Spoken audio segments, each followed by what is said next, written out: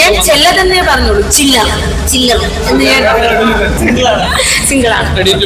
അല്ല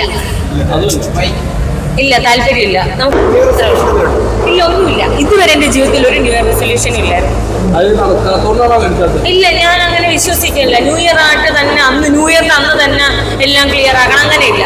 ഇപ്പൊ എന്തെങ്കിലും ഒരു തെറ്റായ കാര്യം ഉണ്ടെങ്കിൽ അത് സ്പോട്ടിൽ ക്ലിയർ ചെയ്യണം. അല്ലാതെ അടുത്ത വർഷം ജനുവരി 1 ക്ലിയർ ചെയ്യാൻ അങ്ങനെയൊന്നുമില്ല. സ്പോട്ടിൽ ക്ലിയർ ചെയ്യാം.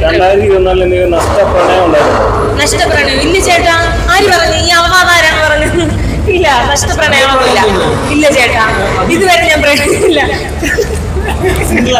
സിംഗിളാണ്. അല്ല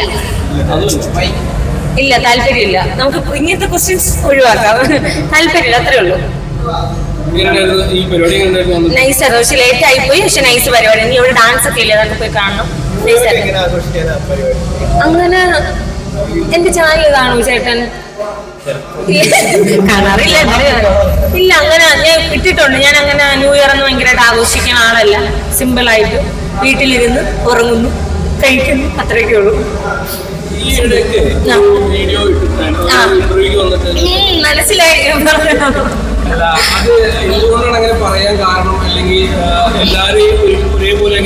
ചേട്ടാ, ഞാൻ എല്ലാരും ഒരേപോലെ കാണുന്നില്ല. ഇപ്പം ഈ എല്ലാ മീഡിയക്കാരില്ല, ചിലരുണ്ട് ആളുകൾ വെച്ച് വീഡിയോ എടുക്കുന്ന, അവരെ ഞാൻ പറയുന്നുള്ളൂ. അതായത് ഇപ്പൊ നമ്മുടെ വീട്ടിലൊക്കെ നമ്മളെ അമ്മ അനിയത്തിയൊക്കെ എവിടെയെങ്കിലും പോകുന്ന നേരത്ത് അവരുടെ ഡ്രസ്സ് ഒന്ന് മാറി കിടക്കണമെങ്കിൽ നമ്മൾ എന്തോ പറയും? അപ്പൊ നമ്മളെ ക്യാമറ എടുത്ത് പിടിക്കുമോ? ഇല്ലല്ലോ. നമ്മൾ എന്തോ പറയും? സഹോദരി, അമ്മയെ ഡ്രസ്സ് മാറി കിടക്കണം, അതൊന്ന് ക്ലിയർ ചെയ്യാം, അങ്ങനെയല്ലേ പറയുള്ളൂ. അല്ലാതെ വീഡിയോ എടുക്കാൻ വേണ്ടിയില്ല. അങ്ങനെ വീഡിയോ എടുക്കുന്നവരുടെ തൊള്ളരുതേ ഉള്ളൂ. അല്ലാതെ ഡ്രസ്സ് മാറി കിടക്കുമ്പോഴത്തേക്ക് അത് മാറ്റിയിട്ടിട്ട് വീഡിയോ എടുക്കുന്നവർക്ക് ബഹുമാനമേ ഉള്ളൂ. ആരായാലും മീഡിയയിൽ എന്തായാലും ബഹുമാനം മാത്രമേ ഉള്ളൂ. അങ്ങനെ വരുമ്പോ അന്ന സമയത്ത് അല്ലെങ്കിൽ അങ്ങനെ സംഭവിച്ചു അല്ലെങ്കിൽ ആരാണ് എന്ന് അറിയാൻ പറ്റുമല്ലോ. വീഡിയോ ഇട്ടപ്പോ അതിന്റെ പക്ഷെ എനിക്ക് ആരാണെന്നൊക്കെ അറിയാം.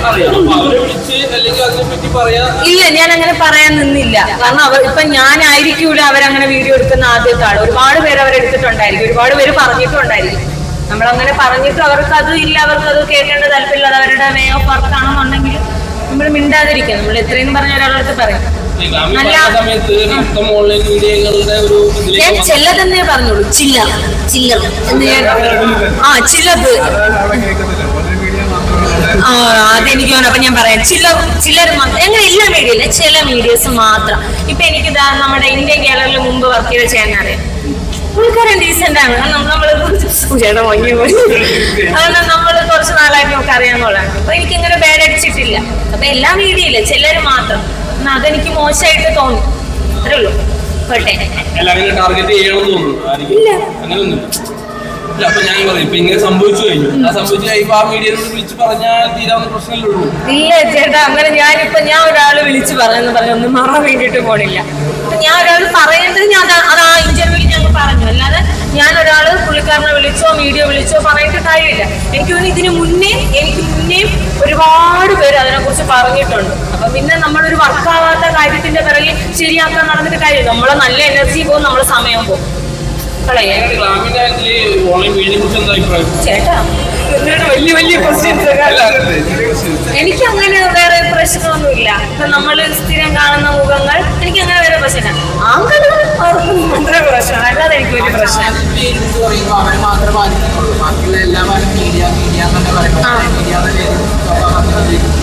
ഞാനത് പറയാം. അങ്ങനെ ആ ഒരു ചാനലിന്റെ പേര് മാത്രം പറയാം. കാരണം ബിക്കോസ് എനിക്ക് അന്ന് ആ സമയത്ത് എന്റെ എവിഡൻസ് ഇല്ല, ഇന്ന ആളാണ് എന്നുള്ള എവിഡൻസ് ഇല്ല. പക്ഷെ ഒന്നാമത്തെ കേസ് എല്ലാവർക്കും അറിയാം, ഇന്ന മീഡിയ ആണെന്ന് എല്ലാവർക്കും അറിയാം. പിന്നെ നമ്മൾ അതിന്റെ പറഞ്ഞിട്ട് വെച്ചിട്ടോ കാര്യമില്ല. പോട്ടെ, അവിടെ ഡാൻസ് തുടങ്ങി. Thank you. ലേറ്റ് ആയി പോയി. നന്നായിട്ട് പോകുന്നു. എല്ലാ ഫ്രണ്ട്ഷിപ്പും പോലെ അതും നല്ലപോലെ പോകുന്നു, സന്തോഷമായിട്ട്. കല്യാണത്തിനാ?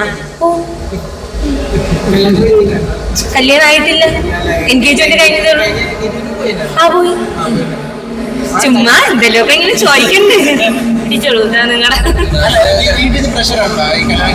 എന്റെ വീട്ടിലോ? ഇല്ല ചേട്ടാ, ഒരു പ്രഷറും അവിടെ ഇല്ല. നിങ്ങളുമായിട്ട് പറഞ്ഞ പ്രഷർ ഉണ്ടായിരുന്നു, അവിടെ ഒരു പ്രഷറും ഇല്ല. അവർ സന്തോഷം. എനിക്ക് ഇന്റർവ്യൂ ഒക്കെ തോന്നി ചോദിച്ചോളൂ. അപ്പം അതിനെങ്ങനെയാണ് കാണുന്നത് ശരിക്കും? അതൊരു ടാർഗറ്റഡ് ആൾക്കാർ മാത്രം ഈ ഫേസ്ബുക്ക് അമ്മമാരെന്നൊക്കെ പറഞ്ഞത്? ഇല്ല ചേട്ടാ, ഞാൻ പറഞ്ഞുതരാം. നമ്മളൊരു സോഷ്യൽ മീഡിയയിൽ നിൽക്കുമ്പോൾ നമുക്ക് നെഗറ്റീവ് പോസിറ്റീവ് കമന്റ്സ് വരും.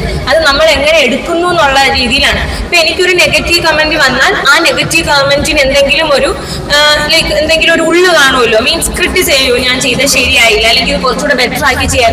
അപ്പൊ അങ്ങനെയുള്ള കാര്യങ്ങൾ നമ്മൾ എടുക്കുക. നല്ലതാണെന്നുണ്ടെങ്കിൽ നല്ല രീതിക്ക് എടുക്കുക. പിന്നെ ചിലര് ചീത്ത വിളിക്കുന്നവരുണ്ട്, അവരെ നമുക്ക് പോയി തിരുത്താനൊന്നും പറ്റില്ല. അവർ വിളിച്ചോട്ടെ, വിളിച്ച് അവർക്ക് എന്നെ ടൈപ്പ് ചെയ്ത് കൈയൊക്കെ തഴമ്പടിക്കാൻ പറ്റി അവരെന്നെ വെറുതെ വിട്ടോളും. അതങ്ങനെയാണ്.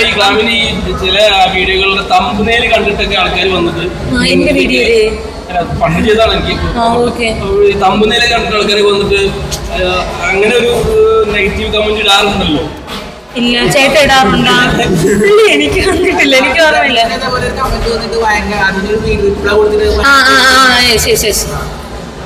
അല്ല, ഞാനത് പറഞ്ഞു കഴിഞ്ഞു, ഇത്രേ ഉള്ളൂ. ഫാസ്റ്റ് കഴിഞ്ഞു, നമുക്ക് പ്രസന്റ് സംസാരിക്കാം. എന്തിനാ ഫാസ്റ്റ്? എനിക്ക് ഇല്ല അങ്ങനെ ഹേർട്ടിങ് ആയിട്ടല്ല. ഒന്ന് എന്റെ വീട്ടിൽ അമ്മയോ എന്റെ അത്രയും അടുത്ത ആൾക്കാരോ എന്നെ പറയുമ്പോഴേ എനിക്ക് നോവാറുള്ളൂ. അല്ലാതെ നമ്മളെ ഒരു മുഖവും പേരും അറിയാത്ത ഒരാൾ നമ്മളെ വന്ന് ചീത്ത വിളിക്കുമ്പോൾ എനിക്ക് അങ്ങനെ ഫീൽ ചെയ്തിട്ടില്ല. മേ ബി അതെന്റെ കുഴപ്പമാണെന്ന് എനിക്ക് അങ്ങനെ ഫീൽ ചെയ്യാറില്ല. എനിക്ക് എന്റെ അത്രയും ക്ലോസ് ആയിട്ടുള്ള ആൾക്കാരെ എന്നെ എന്തെങ്കിലും പറയുമ്പോൾ അത് പറഞ്ഞാൽ എനിക്കത് വിഷമം ഉണ്ടാക്കുമെന്നല്ലാതെ വേറെ അതാണ് നിങ്ങൾ ചോദിച്ചത്. അയ്യോ ഇല്ല ചേട്ടാ, അങ്ങനെ ആരെടുത്തും എനിക്കൊരു വിരോധം ഇല്ല. വിരോധം ഞാൻ നിങ്ങളോട് ചിരിച്ച് സംസാരിക്കും. ഞാൻ മുഖം ദേഷ്യം കടുപ്പിച്ചിട്ടില്ല പോലെ അങ്ങനെ എനിക്ക് വിരോധമോ ദേഷ്യമൊന്നുമില്ല. ഒന്നും നമുക്കിപ്പം എനിക്കൊരു മോശമായിട്ട് കണ്ടു, ഞാൻ അത് ചൂണ്ടിക്കാണിച്ചിട്ടുള്ളൂ. അത് തിരുത്താൻ അവർക്ക് സാധിക്കുമെങ്കിൽ സാധിക്കട്ടെ, നല്ല കാര്യം. ഒരുപാട് പേർക്ക് അത് ഉപയോഗം ഉണ്ടാക്കും. ഇല്ല അവർക്ക് അതേപോലെ പോലെ അത് പൊക്കോട്ടെ. എന്തെങ്കിലും ഒരിക്കൽ കിട്ടുമ്പോൾ പഠിച്ചോളൂ.